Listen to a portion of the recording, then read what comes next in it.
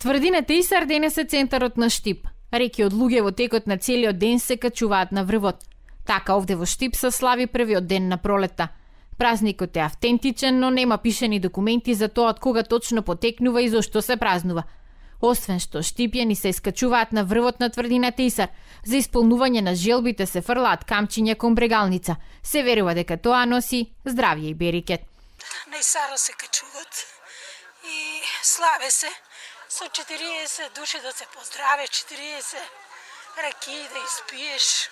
Се фрлат 40 каменчиња, односно 39-то каменче, па 40 се чува и подперница се става.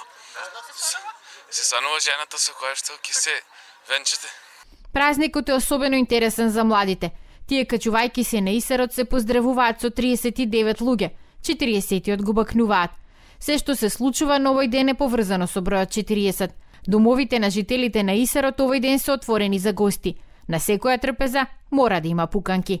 Повозрастните бабите месат 40 тиганици, на масата се што е поставено 40 бомбони, 40 чоколадца или нешто слично, се е во зборот во знакот на бројот 40.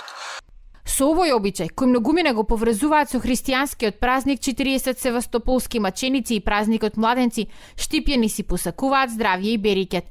Овој уникатен начин на празнување на пролетта од пред неколку години се слави како дел од УНЕСКО, бидејќи е првиот македонски обичај што стана дел од неговата репрезентативна листа на нематеријално богатство.